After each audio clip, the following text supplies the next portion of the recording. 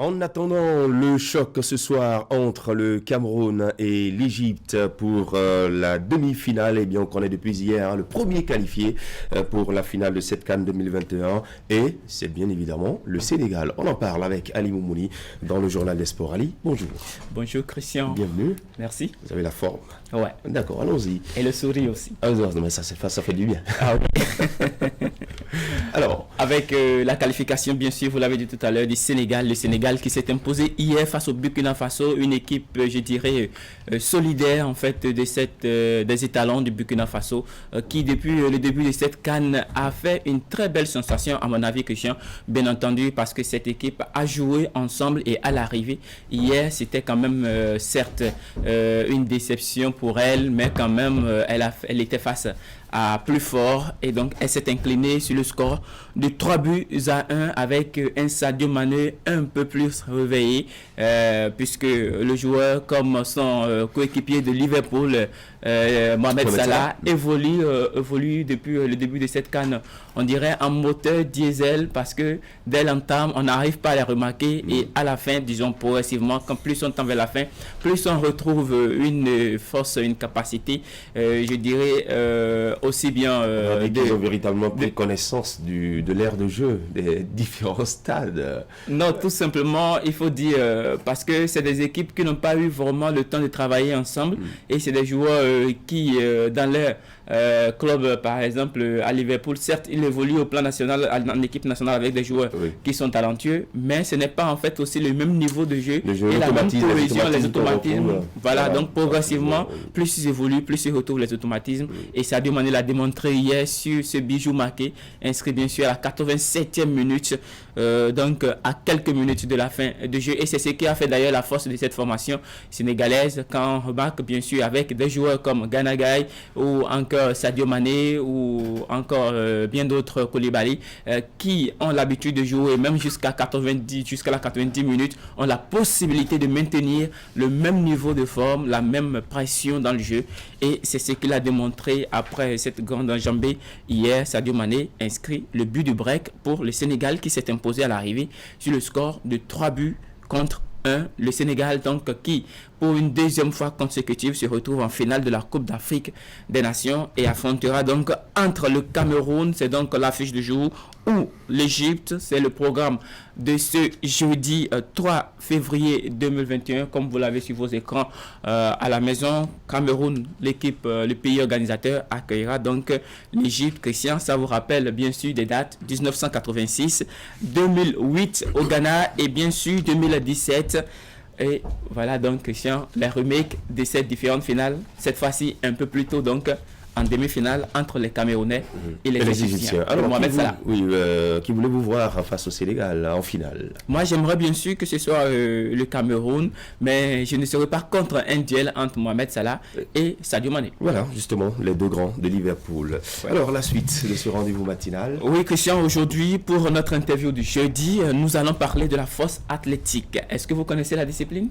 Non, on parle de la découverte. Voilà. Alors, avec Abdelwahab Sani, un athlète qui fait son petit bonhomme de chemin depuis 2017 sur le continent, avec assez de médailles remportées. Christian, c'est un Béninois, je rappelle. Actuellement, il vise la médaille d'or africaine et une place sur le podium à l'échelle mondiale. Allez, c'est parti pour l'interview du jeudi avec Abdelwahab Sani.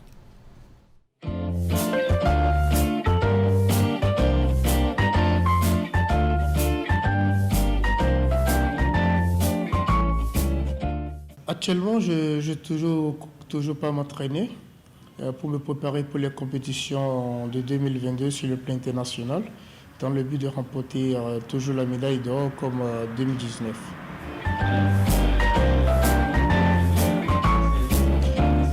En 2021, je suis très préparé, très dur. Je vais participer à nos classiques Afrique, mais malheureusement, 2 semaines avant, cette compétition a été annulée parce qu'il y avait pas assez de participants.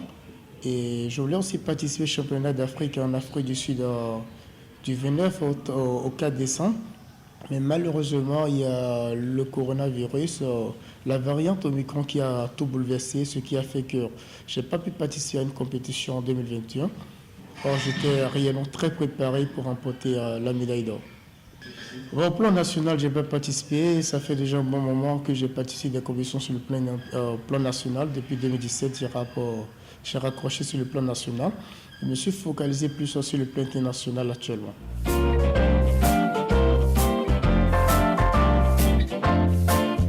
En fait, j'ai raccroché un plan national parce que réellement les compétitions n'étaient pas aussi très régulières. Et deuxièmement aussi, je n'ai pas un concurrent de taille. Vous savez, on dit toujours au pays des aveugles, le bois est roi.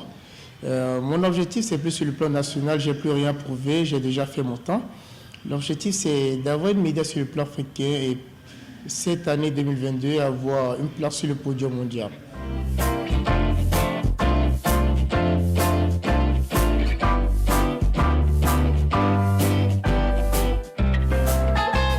Alors, 2019, c'était réellement une très bonne année pour moi. Je dirais même ma meilleure année de carrière. Parce qu'en mai 2019, j'étais en Afrique du Sud. J'ai participé à notre classique Afrique où j'ai remporté 2 médailles d'or. Une médaille d'or pour la powerlifting et une médaille d'or pour le développé couché. Et j'ai été classé 2e meilleur athlète du continent à cette compétition. Et en décembre 2019, toujours, j'ai participé au tournoi international Mohamed Marlouf en Libye, où j'étais champion aussi dans ma catégorie. J'étais en mode 83, mais pour le championnat d'Afrique, mon coach et moi, on a essayé de discuter. Il m'a demandé d'aller en mode 93, ce qui a fait que j'ai pris un peu du poids. Je suis quitté de 82 kg à 87 kg. Malheureusement, je n'ai pas pu participer à la compétition, mais je pense continuer en mode de 93 kg. «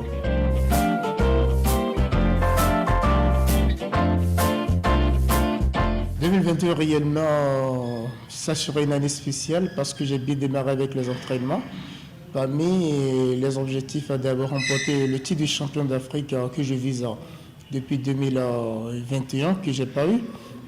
Aussi battre le record soulevé de terre sur le plan africain, soulever une charge de 321 kg. Au développé couché avec un poids de 90 kg environ. Le travail a commencé avec mon coach, on travaille très dur et c'est un monsieur réellement qui me pousse très bien. En dehors d'être mon coach, il est aussi un conseiller, il me donne des conseils, avec lui réellement ça évolue. Mais malheureusement, je suis un peu loin de lui parce que c'est un Français et il est même l'actuel entraîneur de l'équipe de France avec qui je travaille. Et on vient de finir un cycle. La semaine prochaine, on va démarrer un nouveau cycle pour pouvoir réellement atteindre l'objectif qui est visé.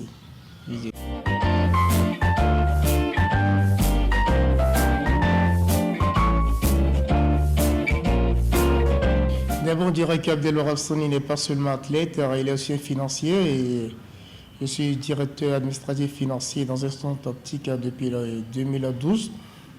Je suis aussi président d'une association sportive dénommée Bénin Musculartu qui organise des compétitions depuis 2015 et la dernière compétition était en 2019 où c'était une compétition internationale où il y avait le Nigeria, le Togo et le Bénin, pays organisateurs.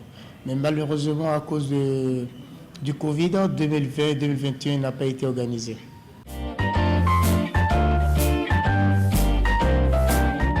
Les compétitions vont reprendre en 2022, mais actuellement, nous sommes en train de penser réellement aux jeunes, aux plus jeunes, parce que réellement, on constate que c'est au Bénin, que réellement, c'est quand on est vieux qu'on fait le sport. Alors que normalement, quand on regarde les autres pays, le sport se pratique dès l'âge de 4 ans, 6 ans, 12 ans par là. On s'est dit pourquoi ne pas commencer avec les jeunes maintenant, les former. On sait que d'ici 10 ans, 8 ans, ils seront des champions sur le plan africain ou bien sur le plan mondial. C'est pour cela, en tant que président de l'association, on a décidé de créer notre propre salle de gym à Épin pour réellement permettre aux jeunes réellement d'avoir le temps de s'entraîner parce que réellement on voit que les salles de gym ça coûte énormément aussi d'argent. En vrai, des jeunes, les parents seront très rétrécients pour pouvoir faire payer les enfants. On a décidé d'avoir la salle de gym et moi-même en tant que président de l'association, en tant que coach, j'aurai le temps réellement d'aider ces jeunes-là pour qu'ils réellement qu'ils me relèvent. Parce que bientôt, dans quelques années maintenant, je vais raccrocher et j'ai réellement envie de former des jeunes qui seront plus forts que moi. Et je serai heureux un jour de dire oui, je suis le coach de tel champion mondial, de tel champion africain.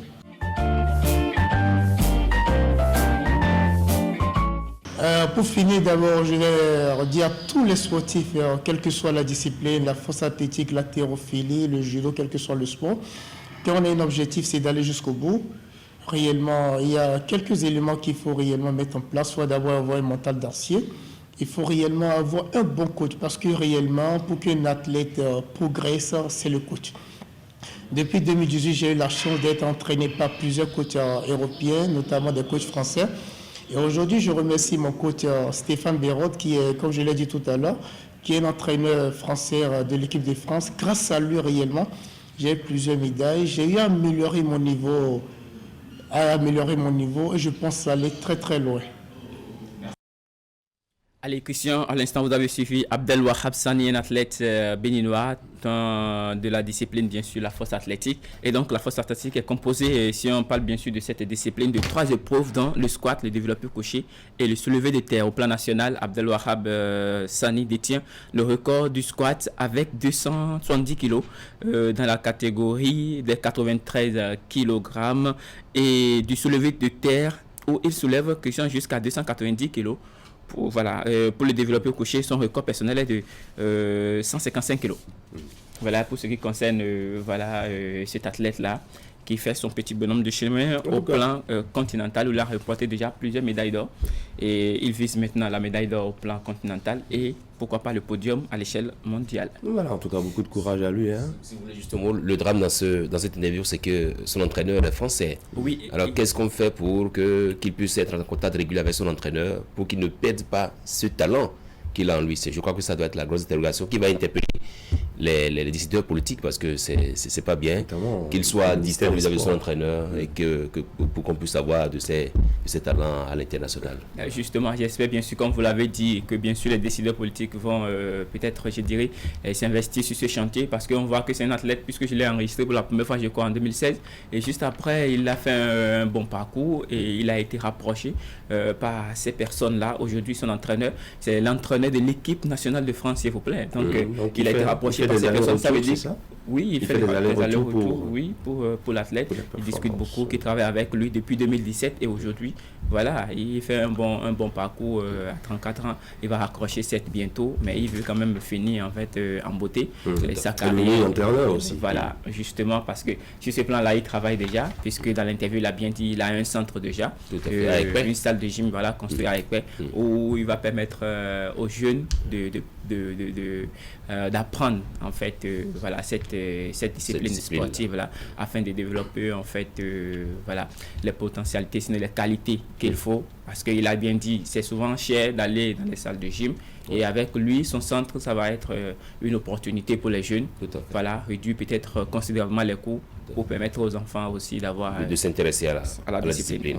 D'accord, et vous, ça ne vous intéresse pas? Moi? Oui. Je joue déjà au football.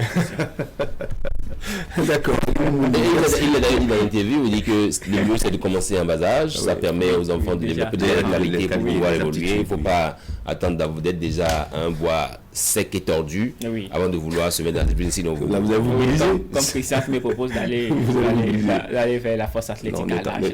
Ne tentez pas ça. Sinon vous commencez. Allez, 8h sur Canal 3 Bénin.